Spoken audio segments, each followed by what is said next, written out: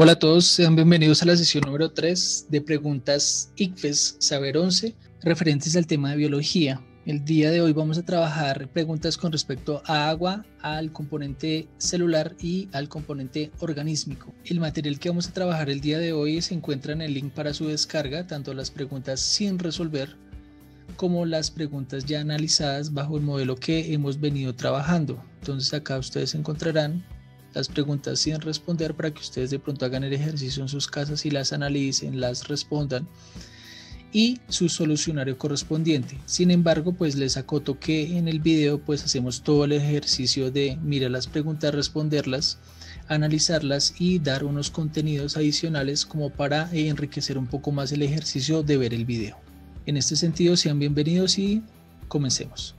En el canal ustedes van a encontrar información adicional de otros videos para el preparatorio de ICFES Saber 11 de diferentes temas. Tenemos una clase de genética que fue un poquito larga, pero igual al final se le sacan muy buen provecho, ya que trabaja genética mendeliana y genética molecular. El tema de ecosistemas, que fue la sesión 2, y otros temas referentes al preparatorio de tema de química de gases y química orgánica e inorgánica. Les recuerdo el modelo que hemos venido siguiendo. Entonces, un concepto central que se colorea de verde, que es lo que usted debe manejar.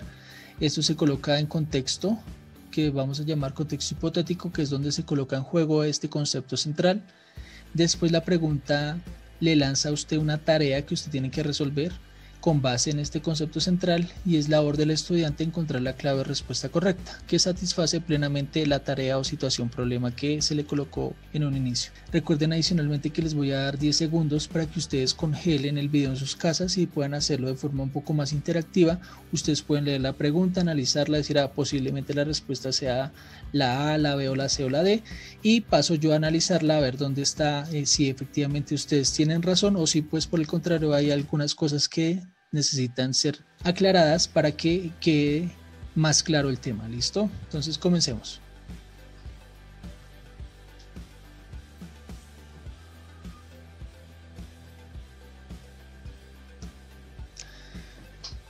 Unos investigadores quieren saber si el agua de la llave está contaminada por dos tipos de contaminantes X y W.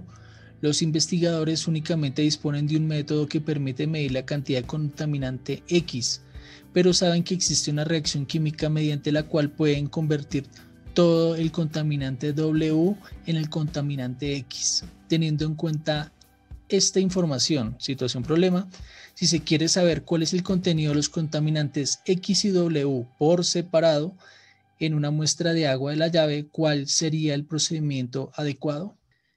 Esta pregunta la vamos a analizar por la estrategia de descarte. Entonces vamos a ver acá. Opción 1. Llevar a cabo la reacción que convierte el contaminante X en el contaminante W. Opción descartada, lógicamente, porque pues primero necesitamos medir un contaminante y en este caso es el contaminante X, ¿cierto? Además acá dice que la reacción química convierte ese W en X, no X en W. Entonces opción A, descartada. Opción B, medir el contenido del contaminante X, lo cual sí podría ser, ¿cierto? Con el método disponible y separarlo en la muestra. Segundo paso, llevar a cabo la reacción que convierte el contaminante W en el contaminante X, sí también, porque este sí es el orden. 3. Volver a medir la concentración del contaminante X, ya que esta última medición correspondería a la medición del contenido del contaminante W. Esta en sí es la metodología más adecuada o la correcta. Esta pregunta también tiene que ver con algo que ya se explicó en un video anterior y es preguntas sobre método científico. Entonces, cada vez que ustedes se encuentren investigador, investigación, metodología, eso es una pregunta sobre método científico. Esta es la opción correcta. Descartemos las otras opciones de respuesta. Opción C. 1. Llevar a cabo la reacción que convierte el contaminante W en contaminante X. Si bien es el orden, ¿cierto? El W se convierte en X, no es la opción correcta porque primero necesitamos medirlos por separado. Entonces acá los estaríamos midiendo ambos al mismo tiempo. Entonces opción C descartada. Opción D, medir el contenido del contaminante W con el método disponible. No hay método disponible para medir el contenido del contaminante W, así es que no es la opción correcta, descarte total. Opción correcta, la B. Pasemos al bonus.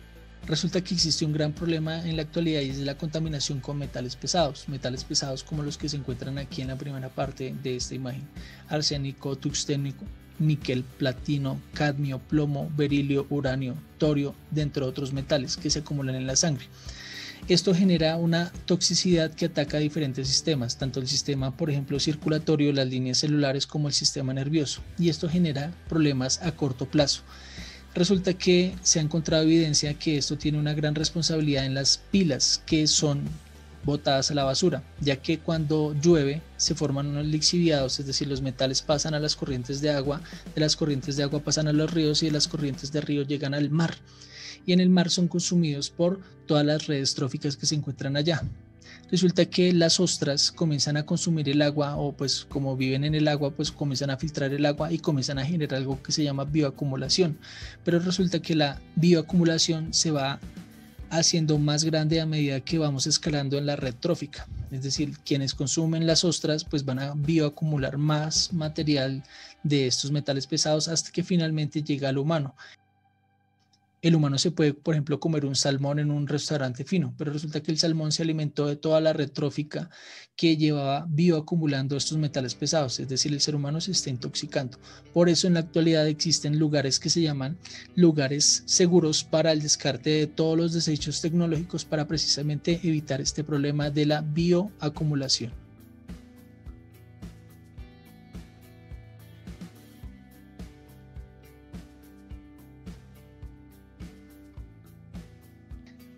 Una muestra de agua de una región rural fue sometida a diferentes tipos de tratamiento para eliminar los contaminantes que pueden causar problemas de salud en el ser humano. La siguiente tabla muestra el nivel de los diferentes contaminantes después de los tratamientos. Entonces acá está. Luz ultravioleta mata las bacterias coliformes, se llaman coliformes porque se encuentran en el tracto del colon. Es decir, se encuentran presentes en las heces fecales. Entonces la luz ultravioleta resultó efectiva contra las coliformes, pero no apartó los sólidos del agua, ni los metales pesados de los que venimos hablando, ni los químicos agrícolas. El carbón activado resultó ser muy bueno para sólidos, para bacterias, hay baja presencia, metales pesados no tan apto, y químicos agrícolas también resultó pues presencia baja después del tratamiento con carbón activado. El carbón activado básicamente es como carbón, pero que ha sido quemado a altísimas temperaturas, entonces es muy reactivo y lo que hace es atrapar la mayor cantidad de moléculas con las cuales se pone en contacto. Filtro de arena, ¿para qué resultó como más apropiado? Para los sólidos del agua y en cierta manera para las bacterias. Tratamiento con cloro no soluciona los sólidos, no soluciona los metales pesados, no soluciona los químicos agrícolas, pero sí soluciona el problema de las bacterias. Y hervir el agua, que es la práctica más común, durante 5 minutos solamente es efectivo para las bacterias coliformes. Situación problema. Los habitantes de esta región, situación problema. A los habitantes de esta región se les recomendó hervir el agua que van a consumir. Esta recomendación les permitiría, entonces acá, hervir el agua durante 5 minutos. ¿Qué es lo que les permitiría? Básicamente es efectiva contra bacterias coliformes. Entonces acá, opción A, prevenir infecciones intestinales. B, prevenir la muerte por envenenamiento. C, eliminar contaminantes del agua. D, contrarrestar la acción de agentes químicos. Básicamente para lo único que les serviría es para prevenir infecciones intestinales, ya que las bacterias coliformes son las responsables de algo que se llaman enfermedades diarreicas agudas o también conocidas como EDA, y aquí es donde viene el plus. Resulta que el agua que tenemos disponible en el planeta, muy poca es potable. África tiene un gran problema, y Asia, con respecto a las fuentes que se utilizan para consumir agua potable, dada que todas o la gran mayoría están contaminadas con diferentes contaminantes, como lo vimos en el cuadro anterior, y uno de los grandes contaminantes son las bacterias coliformes. Entonces, por ejemplo, la industria P&G, y no es que le esté haciendo publicidad, ha generado o producido unos sachets, que son unos sobres, con los cuales se puede eliminar el 99,9% de las bacterias y los agentes patógenos que causan miles de muertes a nivel mundial, para que las personas puedan consumir esta agua. Por ejemplo, acá tenemos un mapa de la distribución de agua potable en el mundo. Entonces, por ejemplo, en Colombia somos unos grandes afortunados porque tenemos unas grandes reservas de agua potable y tenemos derecho a este beneficio. Sin embargo, en partes muy críticas, como por ejemplo África, no tienen acceso a agua potable y es donde más muertes al año se presentan por problemas gastrointestinales. En este mapa encontramos una relación persona-cantidad de agua disponible. Entonces hagan de cuenta la población mundial y la cantidad de agua disponible. Por ejemplo, en África se encuentra el 16% de la población y solamente el 10% de agua potable. En Asia, si bien existe el 60% de la población mundial, solamente tienen el 33% del agua. En América del Norte, pues vemos que la imagen ya lo dice todo, o sea, una persona tendría acceso a muchísima agua, lo mismo en América Latina, es decir, nosotros. En Oceanía también tienen acceso a una gran cantidad de agua y en Europa sí hay un problema que es un problema creciente y es el acceso a agua potable. ¿Por qué esto de las coliformes o por qué esto de las bacterias resultado de las bacterias que causan estas enfermedades gastrointestinales? Porque resulta que más o menos 1.5 millones de vidas se cobran al año en menores de 5 años, es decir, niños que no tienen acceso a estos saneamientos básicos con respecto al derecho al agua y generan todas estas muertes al año. Es decir, niños menores de 5 años. Entonces África coloca la cuota de 46% de estas defunciones, el sur de Asia el 38% y el resto se reparte en otras partes del mundo. Pero entonces si usted se da cuenta, el problema es bastante grave. Entonces el problema del agua es un problema fundamental que se debe tratar, no solamente por el tema de las coliformes, sino también, por ejemplo, temas relacionados con la contaminación de las fuentes hídricas por metales pesados. Pregunta 3.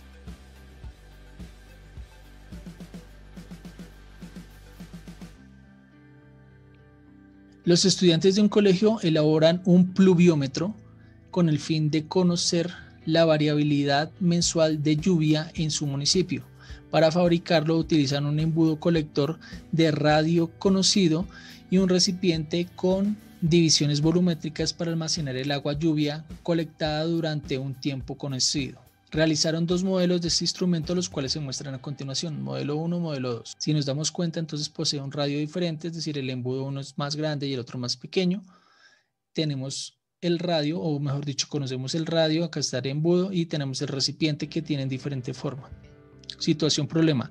Con pluviómetros de esas características, los estudiantes serán capaces de decir correctamente la cantidad de lluvia que cayó en unidades de qué. Entonces, ¿qué unidades creen que trabajarían estos pluviómetros?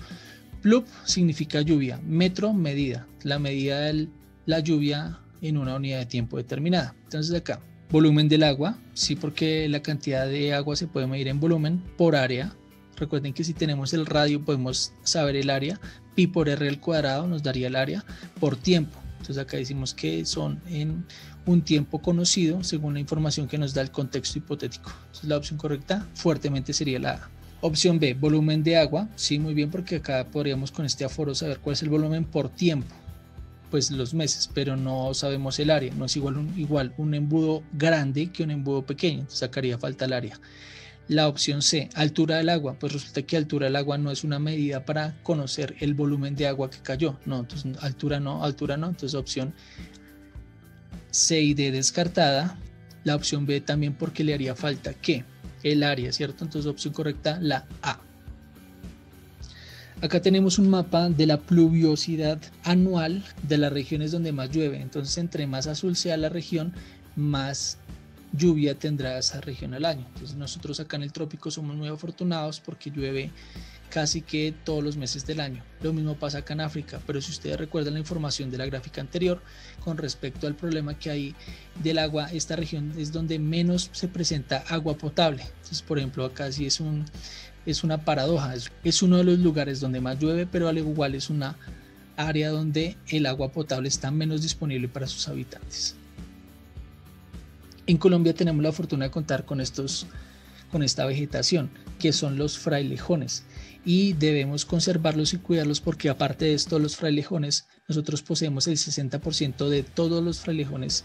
El frailejón es una planta endémica que comparten Ecuador, Colombia por medio de las cordilleras y llegan hasta Venezuela, es decir, no existe otra parte del mundo donde existan frailejones, y los frailejones captan el agua gracias a unos pelitos que tienen sus hojas. Para que ustedes se hagan una idea de la importancia, sucede lo siguiente: en Perú recientemente un ingeniero se ideó la forma de condensar el agua que se encuentra en forma de neblina y esto cambió totalmente la vegetación del lugar. Es decir, esto hace 15 años era un peladero, era totalmente un desierto porque no existía la forma natural por medio de la cual se condensara el agua y el agua fuera distribuida para cambiar la vegetación de la zona. En la actualidad el paisaje de Perú ha cambiado mucho, de Lima sobre todo, porque ellos han logrado cosechar el agua, ellos lo llaman así, cosechar el agua o básicamente condensarla para ejercer la agricultura urbana, es decir, ellos cultivan sus productos, lo que ellos consumen y también les sobra para comercializarlo.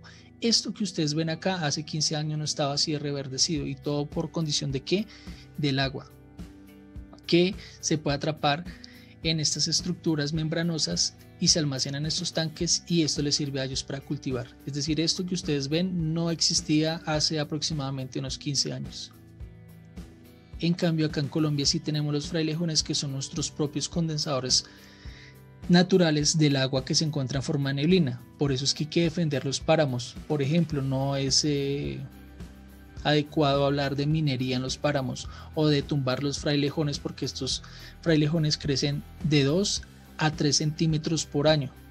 Entonces usted encuentra fácilmente frailejones que tienen más de 2 metros de altura, es decir, estos frailejones han estado aquí presentes durante muchísimo tiempo y tumbarlo es prácticamente acabar con la historia evolutiva de un lugar para sembrar, por ejemplo, papa. Sobre todo las prácticas agrícolas de los campesinos que cada vez están siendo más agresivas porque tumban el páramo, siembran una vez papa y después dejan pasar el tiempo, después dejan crecer pasto y meten ganado, es decir, acabamos de a poquito el páramo y esto lo que está haciendo es acabar las fuentes hídricas de nuestro país. Pregunta 4.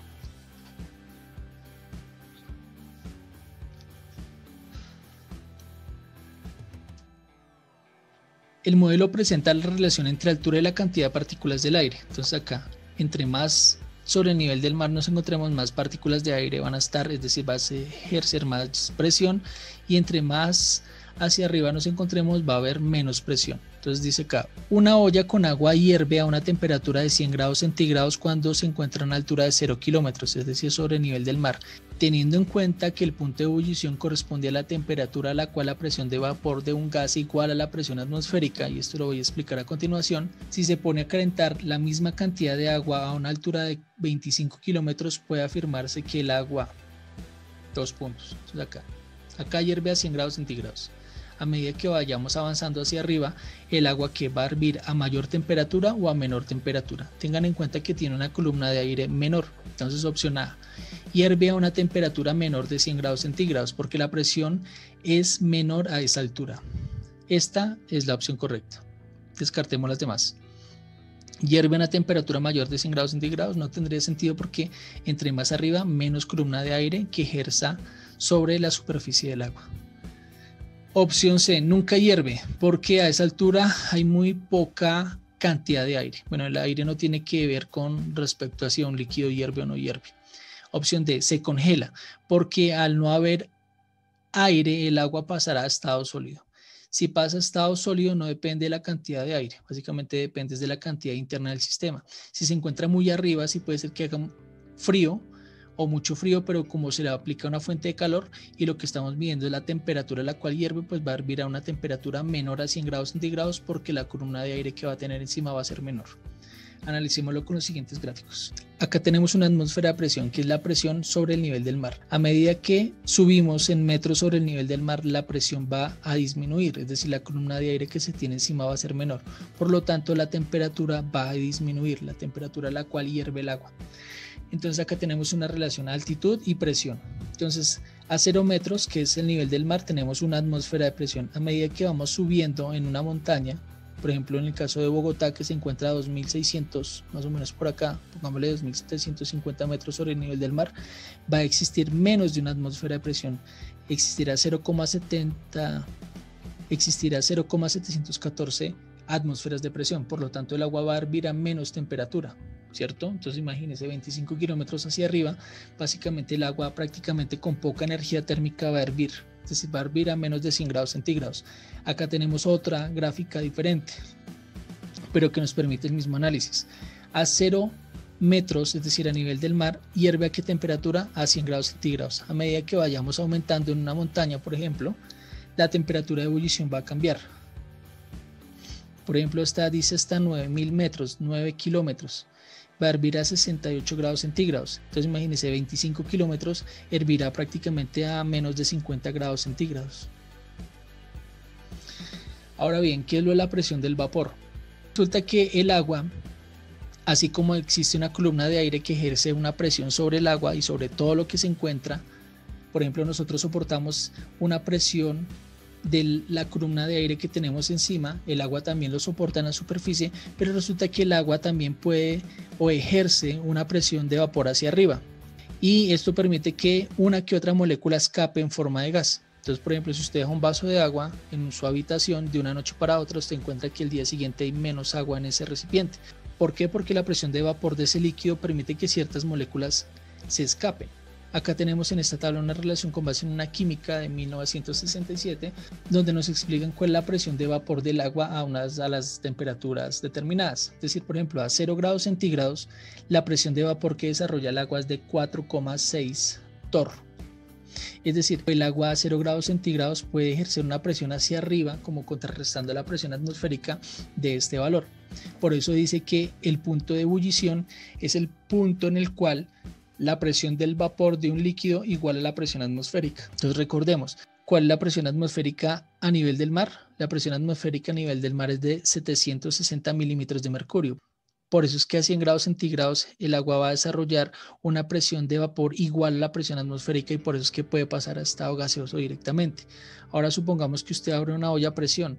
En la olla a presión la temperatura supera los 100 grados centígrados, puede llegar hasta 115. Entonces lógicamente la presión del vapor ya fue vencida totalmente, que es 760, y todo el contenido del agua va a pasar directamente a gas, es decir, se va a expandir. Por eso es que las ollas a presión, cuando son abiertas sin regular la presión, estallan, porque la presión de vapor venció hace mucho tiempo la presión atmosférica, que es de 760 milímetros de mercurio.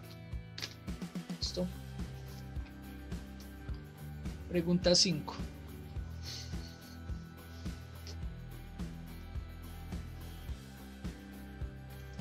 Pregunta 5. En las células animales, los lisosomas son los organelos encargados de digerir con enzimas los nutrientes que la célula consume. Si todos los lisosomas de una célula se rompieran, ¿qué le sucedería inicialmente a la célula? ¿Usted qué cree? Si son enzimas digestivas, pues básicamente se degradarían las moléculas en su interior, ¿cierto?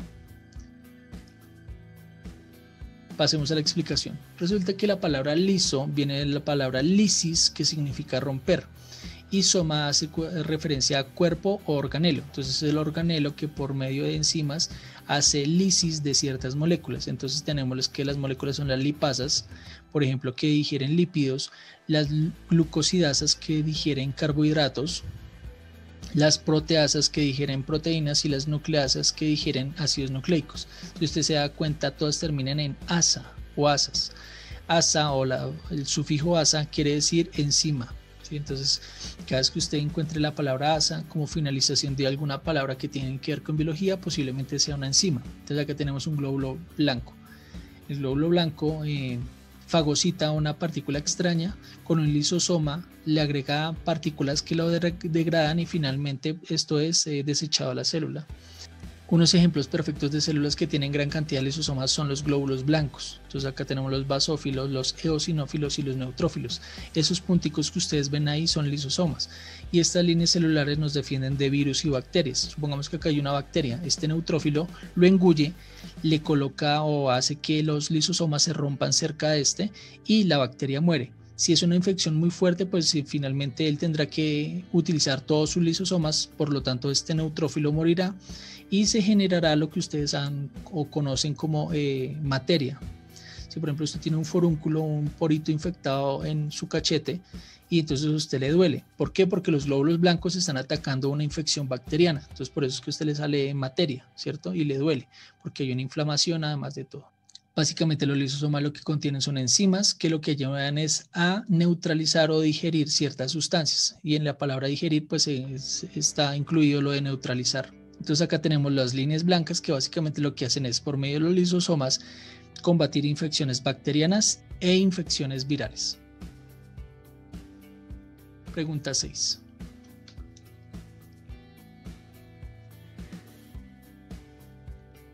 Los receptores sensoriales son parte del sistema nervioso de los animales y les permiten a estos percibir el ambiente.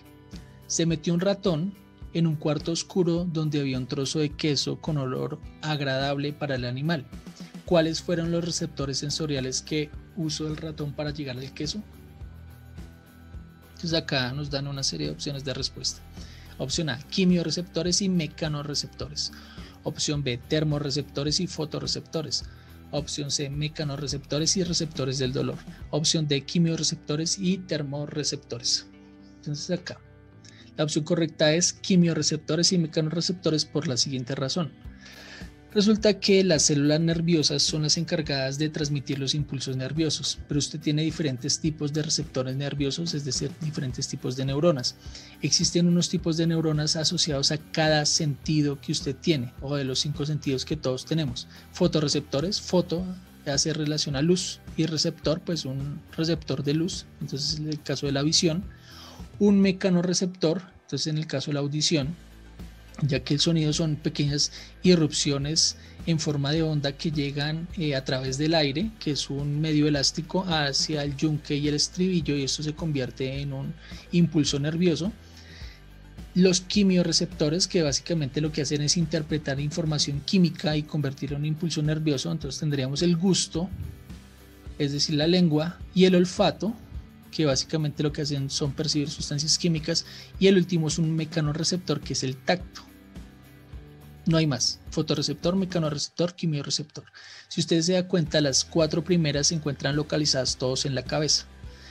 El oído, el gusto, el olfato y la audición y la visión, se encuentran todos focalizados en la cabeza. En cambio, el tacto es un órgano que tenemos por todo el cuerpo, y acá se encuentran tanto los que perciben el calor, tanto los que perciben el dolor, ¿cierto? Entonces ahí en la pregunta anterior había un distractor con respecto a las 2 últimas opciones de respuesta. Entonces acá, si el ratón pudo en un cuarto oscuro llegar al queso, ¿qué fue lo que utilizó? Pues un quimioreceptor que le permitió oler, y un mecanorreceptor, ya que por medio del tacto él se pudo orientar. También asociado a lo siguiente: resulta que los pelitos, los bigotes y las cejas, tanto en los ratones como en los demás mamíferos, sirven de mecanorreceptores. Es decir, usted podría pensar que el gato solamente percibe en su piel, pero resulta que estas pequeñas prolongaciones, tanto en las cejas como en los bigotes, le permiten obtener una gran cantidad de información al gato. Existen estudios en los cuales los gatos ciegos son totalmente aptos y se ubican en su casa o en donde ellos vivan gracias a las vibrillas que son estos bigotes. Pero si se le cortan las vibrillas, el gato, mientras le crecen, el gato se va a desorientar totalmente, porque pues él se crea una imagen mental a partir de la información que percibe en cada una de las vibrillas. Lo mismo pasa con el ratón. Entonces el ratón, ¿por qué encontró el queso? Porque utilizó el olor, quimioreceptor y el tacto gracias a sus bigotes, que son solamente prolongaciones que le permiten inferir información así esté totalmente a oscuras. Pregunta 7.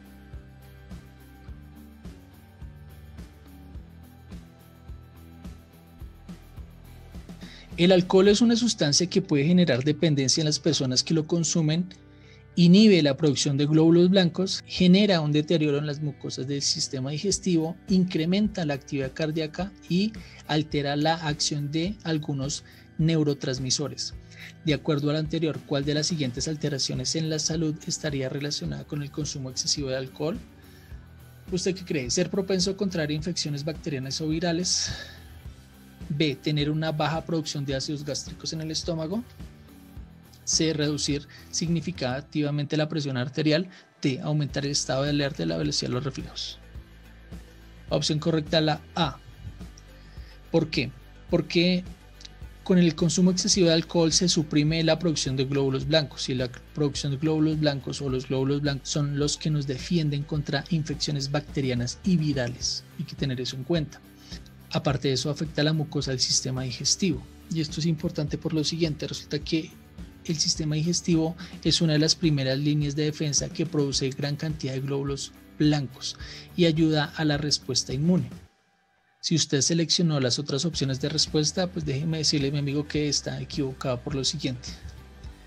Cuando una persona también consume alcohol, incrementa la producción de ácido gástrico, es decir, le da gastritis. En el contexto hipotético dice que incrementa la presión arterial, es decir, acá la opción C descartada. Y si usted cree que pues, ingerir mucho alcohol aumenta el estado de alerta y la velocidad de los reflejos, no, pasa totalmente lo contrario, porque hay una alteración de los neurotransmisores, y los neurotransmisores son los que permiten que funcionen muy bien los reflejos, el sentido de orientación, el equilibrio, etc. Entonces la opción correcta aquí es la A.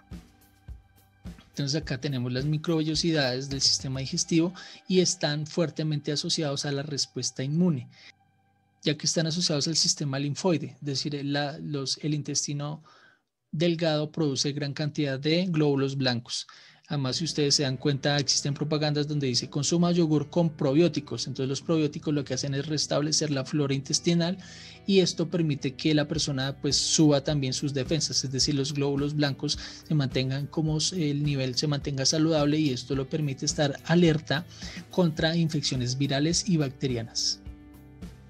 Con una descripción de lo que hace el sistema inmune en relación al sistema digestivo. Entonces acá está básicamente cómo actúan las células M, los linfocitos T, entre otras. Entonces si quieren pues coger la pantalla pueden leer como para más detalle. Acá una relación de anticuerpos, ¿cierto? Entonces del sistema digestivo, entonces básicamente es o va enfocada a lo mismo. Última pregunta, pregunta 8.